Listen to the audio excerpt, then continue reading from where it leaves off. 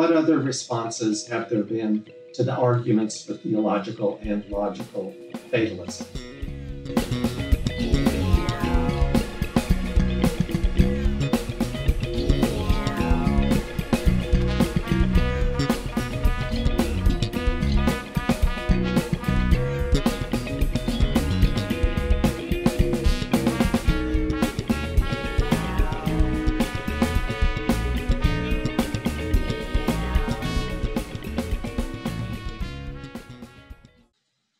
Among these responses, we can find, let's call it an Aristotelian response, because it's not exactly clear what Aristotle's own view is, but one interpretation, one understanding of Aristotle's view is a denial of bivalence. On this view, statements about the future are neither true nor false, though some statement related to the future tense statement will become true or false once the events in question happen.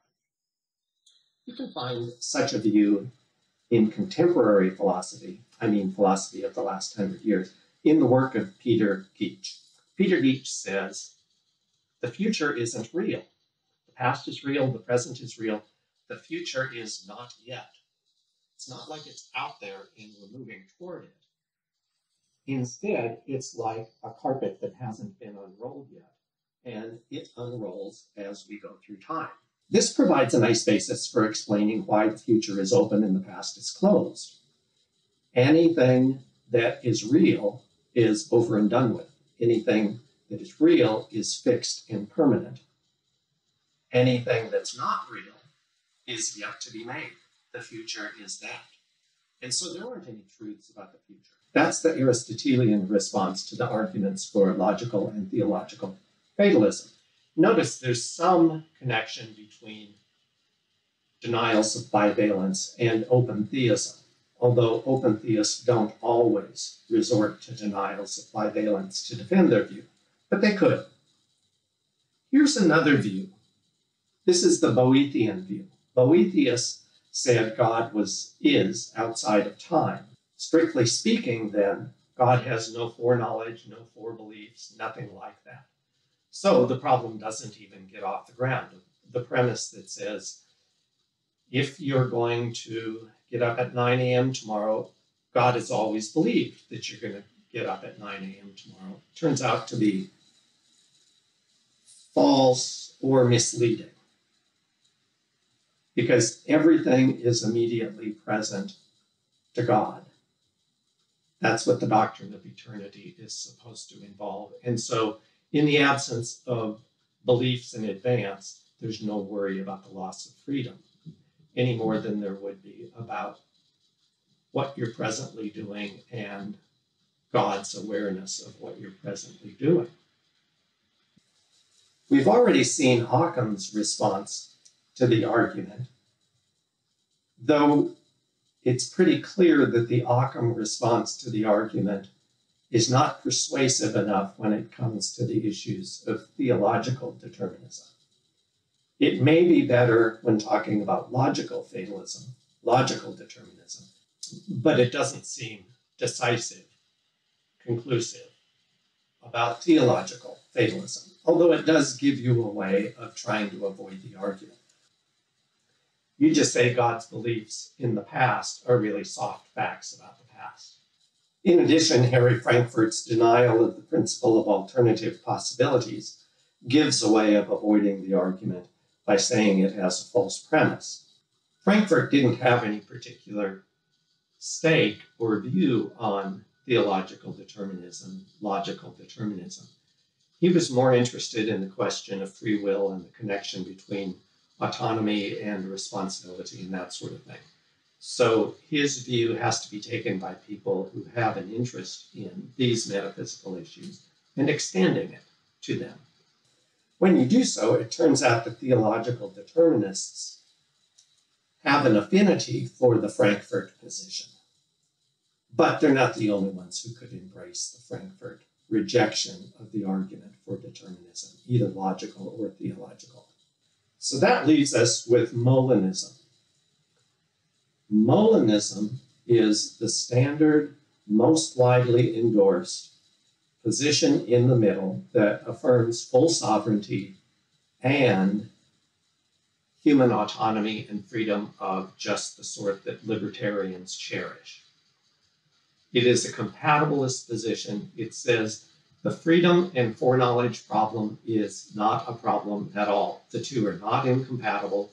There's no issue here to be found at all.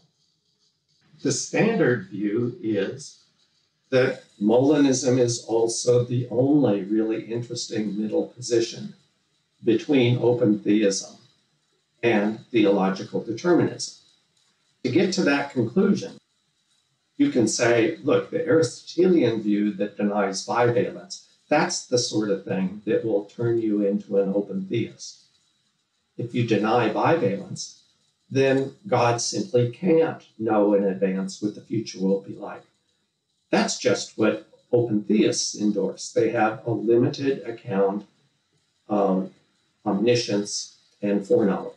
The Boethian view says God doesn't have any foreknowledge at all.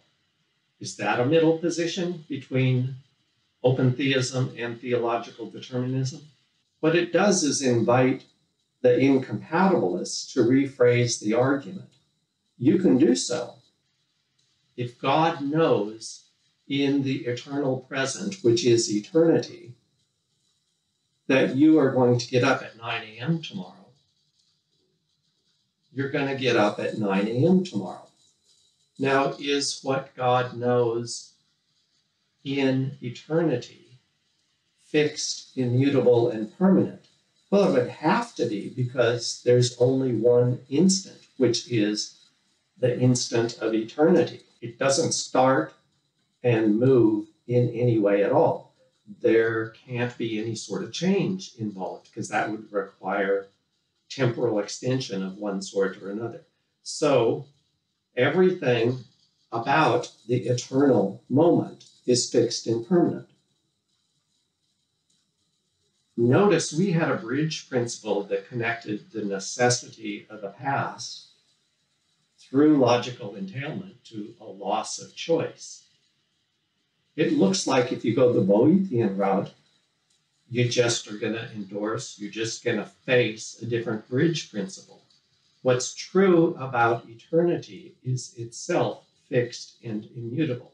It has itself a kind of necessity to it.